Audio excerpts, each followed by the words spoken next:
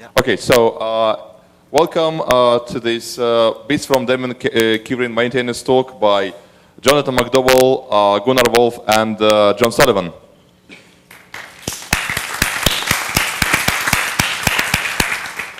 So we have a handful of slides to work through.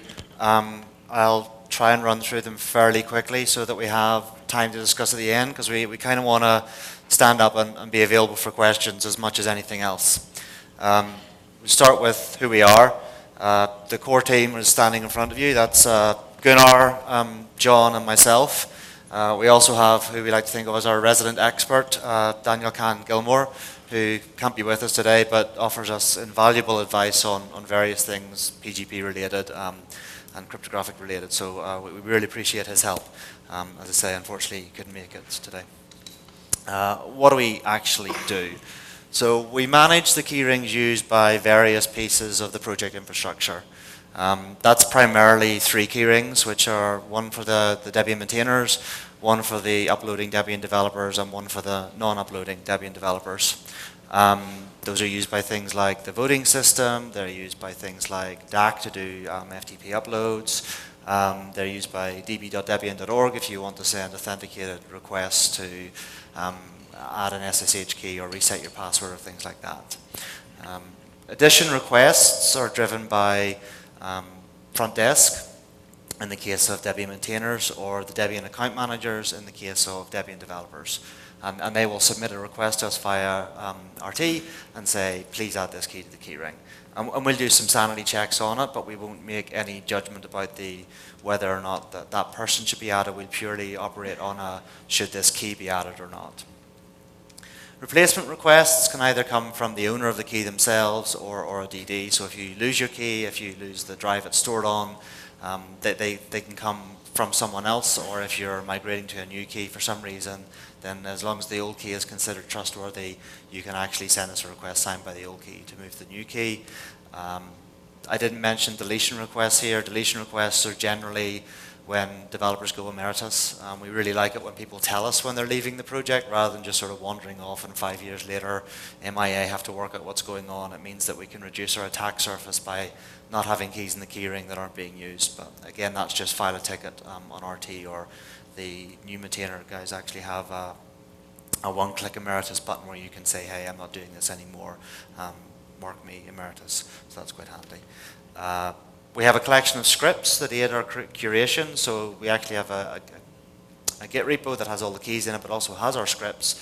And they're sort of for adding keys and removing things. But there's always a manual check. We've had a lot of questions about why don't we automate more of this? Why don't keyring things happen faster? Or, you know, this should all be easily done. And we've always decided that we always want the eyeball check. And we'll talk a little bit later about why that's the case and why we think that's the right decision. So this year, I think the main thing we did that was good is we added John Sullivan to the team. We sort of tapped him last DebConf, and he kept asking us lots of PGP questions for the FSF, and we said, hey, if you want to learn about this stuff, we've got a job for you, which is good. That gives us a good rotation of team members. There's 3 of us. That means there's usually someone around to do things, and that's enabled us to be consistent in our keyring updates. So previously, we sort of aimed to do once a month. Since John came on, I think we've achieved pretty much an update every month around the 24th or 25th. The only exception I know to that one is when the DPL election was on, we did an earlier update because there were some expired keys, and we wanted to make sure that the DDs affected could vote. But other than that, I think if you look at the last year, possibly even longer, we've been doing monthly pushes around the end of the month, and that's been pretty good. The other thing we'll talk about is elliptic curve keys. They were actually introduced with GPG2 in Stretch.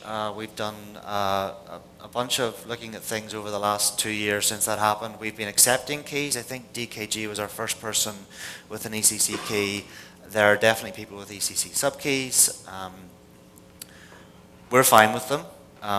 We believe the Debian infrastructure can deal with them. I think we've shaken out all the major pieces in terms of db.debian.org, FTP uploads, voting. And it is a bug if it can't. If you find a piece of the infrastructure that doesn't cope with an elliptic curve key, then that's a bug. but at your own risk. We're not responsible for going and upgrading other pieces of the infrastructure to the right version of GPG to be able to do this. We'll certainly work with service owners to talk to them about this, but if you use an ECC key. I guess the thing I didn't mention in this is, why might you use ECC? ECC, elliptic curve, smaller key size is the main advantage. So we're now looking at RSA keys. We have a preference for 4K keys. They're quite big. The ECC keys are 256 bits. So they are much more compact. As a result, you get a much smaller signature out of them. They are a different form of cryptography. So the hope is that, that they're not vulnerable to the same attacks that RSA would be. And the algorithm is faster. Told you should have put this on. Sorry. So we're not seeing any reason to move away from existing RSA keys, but we're happy to be able to sort of now support more modern crypto algorithms within Debian using this. So that's a good piece of news, I think, in the past 2 years. Not so good as the recent key server signature flooding attack. This has sort of come up in various places. DKG in particular had 55,000 certifications added to his key. So key servers don't do any validation of signatures. You can just upload whatever you want. This has been known for a long time. Someone finally decided they were going to take advantage of this, and DKG's key, I think, ended up as sort of like 17 megabytes of key when you downloaded it, and all the tooling sort of went, I don't really know what to do. I think there was a bug in GPG that it went quadratic over the number of signatures, and just generally, these are much bigger keys than things are being used to deal with. So there's been a lot of outcry about that, about issues with the SKS key server network and the general key servers not being able to properly sync. Various people sort of shutting down their servers or trying to think about what to do. Thankfully, that hasn't been an impact to Debian directly. Our keyring is curated. We don't add keys to the keyring or updates to the keys to the keyring without the manual eyeball check I mentioned earlier, and it's given us some confidence that that is the right way to go, even though it adds the latency overhead of up to a month before a key is updated. It does lead to some questions in the wider Debian context about how we get new members of the project in. We have this thing about the web of trust. You need your key cross-signed by 2 people. If we don't have a reliable means of getting that key to be signed and also then getting the key with the signatures, that makes it a little bit harder to get into Debian. And that's a problem we're going to have to think about, and I think it's a problem that the PGP community is already thinking about, and we'll have to see where that goes. But from an infrastructure point of view, this was a no-op from a Debian thing. We had a worry, we had a look at our infrastructure, we went, no, actually we're okay, and things continue. So that was quite nice, I think, from my point of view, that I didn't have to spend many hours fixing things. I just spent half an hour worrying about it and looking at it and going, we're fine. That said, there's been some work on alternative key retrieval methods. So if the key server network is deemed unreliable or untrustworthy, there are 2 other methods that are sort of being pushed through. One is key lookup over HTTPS. So the idea would be that Debian will run a key lookup service for any email address under debian.org, and that's through just HTTPS with sort of a hashed email address. It's called WKD. For those of us from the UK, WKD is a bright blue algo pop. Every time I see GPG WKD, I just have the wrong connotations. Apparently it's not a thing in the rest of the world, but that was for me. Do not drink and deput. Yeah, you do not drink and deput. Don't drink and do crypto. The other one is DNS key lookup, so it's a DNSSEC OpenPGP lookup. What's pretty cool is that DKG has actually done all the work that this is supported in Debian. I mean, he's had a lot of help from Weasel and DSA, but he has implemented into our scripts the ability that we can produce these 2 key lookup types as part of the Debian infrastructure. So if you need to get a key of a Debian developer, you can go and get it via, we're still supporting our HKP server, we're supporting WKD, and we're supporting OpenPGP key. And I think it doesn't look like there's a huge overhead to supporting all 3 mechanisms, so unless there's a good reason not to, we'll keep doing that and sort of experiment with that. Finally, we've got some ideas about future keyring work. The DN and the WKD stuff, we've got patches under review at present. We need to integrate that fully in our workflow. I expect that to happen in the next month at worst. Sorry, I haven't looked at more of it, DKG, if you're watching on a stream. We've had some interesting conversations with Ian Jackson while at DebConf. The whole dget push to upload thing we really like. So when we maintain all of our keys in a Git repo, And when we push it, we do sign tags already. So there's a sign tag that tells you this is the package we pushed. And the idea that we could just push that to Salsa as a public thing, and all of a sudden we'd see an upload, would actually make it much easier for us to upload packages, and we wouldn't forget to do it some of the time. So we're in favor of dgit push to upload. I think Ian's going to try and use us as a guinea pig for that. And Gunnar, do you want to talk a bit about the auto testing thing? Well, it's very simple, and it's still at a concept level. We think that we can introduce this. We have some sanity tests at the end of our process, like every month, like checking, say, whether a key is about to expire or something like that. The thing is, we don't do much about it, but we can probably take advantage of the Salsa continuous integration. So whenever we do a public push of the keyring, the scripts will let us know, or let the interested people know, hey, your key will expire within the next 2 months. Do something about it. Yeah. Okay. Yeah, that's one of the questions we get about. We don't track people's expired keys. I mean, we can see that they're expired in our tree, but certainly from personal experience, going and chasing people with expired keys does not always lead to them being updated. So I've always found it a thankless task. But there are some people who just forget and would like the reminder. And we've gone back and forth about that. We've had an open bug for a long time about it. So I think if we could tie it into Salsa, that would be good. That's pretty much the end of my slides. As I said, I was attempting to get through them quite quickly and give us some discussion points. Are there any? I guess we throw the floor open to questions unless... Yeah, I mean, I just wanted to take this chance to say thank you to Noodles and Gunnar and TKG for welcoming me onto the team and providing some very helpful mentorship. Learned a lot over the last year, and happy to have a new way to help contribute to the project. It's been a lot of fun too. I mean, you've made us have to think about why we do certain things and improve our processes, so I guess that's a good thing, even if annoying at times. And well, bringing a third people in the team made us get a lot of regularity. We don't upload when we think it's more or less time. We adopted a schedule, and we try to prepare 1 or 2 months in advance who's going to do the next shift. I think it works better because, say, in the past, before we included John, what we usually did is that I replied to most RT tickets, so I was doing the imports, and Noodles was doing all of the uploads, and I forgot how to do the uploads. Yeah, so we moved to a cycle much more, just from a general team dynamic point of view that I guess is applicable to Debian in general. We realized that we were doing separate pieces, and there were therefore pieces that we didn't remember how to do. And we've now moved to sort of roughly a 3-month cycle of everyone does a different upload in a 3-month version, which means everyone's done an upload within the last 3 months or whatever, which means it's always fresh enough in our mind that we remember how to do it, which is certainly helpful.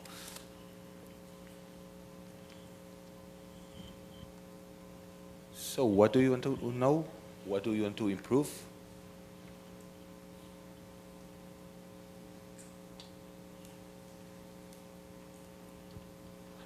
Can we please have, do we actually support this? But it would be really great to be able to have multiple keys in the Debian Keyring. Is it possible to do? Do we have this support for this somewhere? We have had more than 1 key per person by mistake at some point. We try not to have it. Also in the very distant past, we used to support V3 and V4 keys for people. It's extra work, and no one has yet managed to persuade me why that's a useful thing. I don't know. I guess DSA must be able to support multiple fingerprints in LDAP because they used to in the past. But the question has always come down to why is that a useful thing that justifies the extra work? So my idea is the elliptical curve keys. I want to start using my elliptical curve key, but I want to make the transition more smooth because I still have bits of, well, I've got the Nitro key which doesn't support it yet, I guess. And well, like you mentioned that some pieces of infrastructure may actually not support it fully, and well, things might break, and it would be easy if I could just try the elliptic curve and it doesn't work for some reason. I just so the right way to do that, I think, is a subkey. I think if you want to start playing with ECC and you've got a well-established RSA key, then add elliptic curve subkeys, whether just signing or signing and encryption separately to your existing key and see whether it shakes out. I don't think we want the Debian Keyring to be a place where people start to experiment with a new key, and that's a reason for having 2. Regarding the infrastructure, you know, crypto people are usually very cautious in committing to support something. Noodles is a very cautious person. We took the leap when DKG uploaded ECC curve. We said, well, let's see if it breaks, and nothing has broken. I tend to believe you will have no problems. I would welcome, I would be happy to help you fix the problem.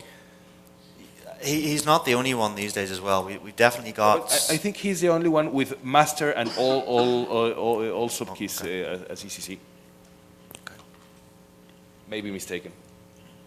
We should have run stats. Gunnar normally draws pretty graphs for these where we can see changes over time. It's been quite good this year because we haven't had anything major happen in the keyring. We haven't had a huge number of removals for weak keys or any sort of rolling of keys or anything like that. So I think, well, the only point that should be expected by you all that you didn't mention in our workflow is that every now and then we do a rush emergency upload. If somebody loses their laptop, I mean stolen, or if somebody finds out they push their keyring to GitHub or their private key material, well, we do an emergency upload right as soon as we find out. But yeah, and just to add on to that one, it's really useful if you send a key replacement request to explicitly state in the request, I'm just rolling my keys, the old one is not believed to be compromised, or I've lost my laptop, I really need this to happen quickly. It gives us some information up front in the ticket about how fast we have to jump to it, because we can do an update fairly fast whenever there's a pressing need. And there have been examples of that in the last couple of years where that's been necessary. But if you give us no information, then we have to assume worst case to start with. yeah, well, and sometimes even we find out about these events by somebody sending a mail to Debian private. We try to keep an eye on that, but that's not an official channel. So I know that if you're in time of distress and you lost your key material and your computer and all that, you may not be remembering the exact syntax to tell RT about it, but please try to. Yeah. You want to show the contact addresses, the actual ones? So I've got, this is just general resources. So yeah, we've got a website on keyring.debian.org. There's a page linked off the front page which explains our workflow. I sort of drew that up about a year or so ago, partly I guess for John, but partly also because we kept getting asked questions about, hey, I've uploaded my key, why can't I see it? So it explains the way in which we have a private staging tree, because we're dealing with potentially sensitive information about keys being lost or in some way no longer cryptographically secure. We do our work in a private Git repo. We push that to Salsa when we do a keyring push. So our workflow is always available. It just might lag a little bit behind what's actually current in our working tree, but it will always be there when we push a keyring. And then there's a bit about uploading to the archive. So there is there is a page on keyring.debian.org that will show that. The second bit is how you send an updated key. So if you update the expiry date in your key, if you update, if you add a new subkey, if you get new signatures, you don't need to email us or actually contact us in any way. If you just do the upload to keyring.debian.org, we fold those in on our monthly update. So your new signatures, your new subkeys, your updated expiry will all get folded in. There's no need to explicitly tell us about it. It'll just happen. If you do need to talk to us, then keyring@rt.debian.org is the best way. We are available on keyring@debian.org as well, but if it's actually a request that we need to act on, putting it in RT means that we can track it and make sure it doesn't get lost. You need to put Debian RT in the subject, otherwise RT will eat it up and just go your spam. And something descriptive is quite helpful because of the scanner email. And something important about this process, both Debian RT and our main VCS are not public. I mean, the tickets you file on RT are stay in a private queue unless we move them to the public one. So you can share private information there if you need it. They are generally moved to public once they're dealt with, because anything we do is going to end up in the public Git log. So generally, but I mean, yeah. We can be requested not to, yeah. And that's it.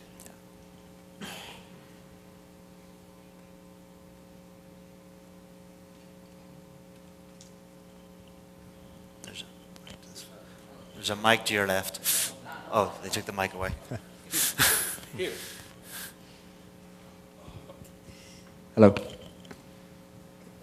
From time to time, I think about sort of generating a new key so I could have my master key offline and use hardware tokens and all of that stuff. Basically, I was wondering if you guys have any recommended best practice guides or resources or anything that you would, suggest people to look at if they want to do that in the best way for sort of key hygiene and decent key management and all of that.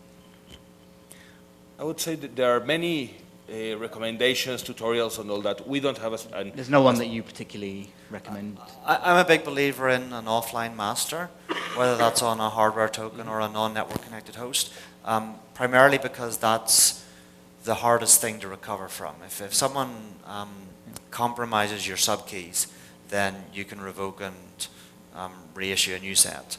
If someone compromises your master key, then you have to get the new signatures and actually do a complete new key from scratch. The UB key has reasonable support for RSA.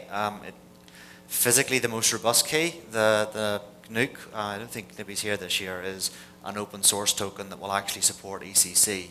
But unfortunately, I think you may now have a more physically robust version, but the previous versions aren't the sort of thing you would put in your keyring and carry around always with you. But it does do ECC and it does do RSA, and the source code is fully available and compilable with tools in Debian, and I like to plug it every time I can because I think it's a great project.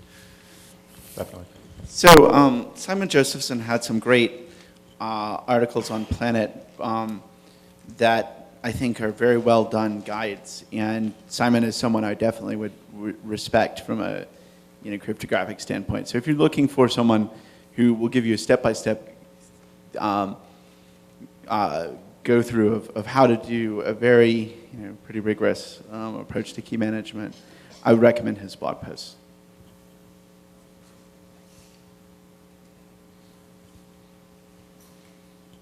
Hello. So first of all, key fingerprint is a multi-value field in LDAP, so yes, it's technically possible to have multiple keys. And something entirely different, is there something that DSA can do to make your lives easier? No. I think that DSA have generally been very responsive to the requests we've had.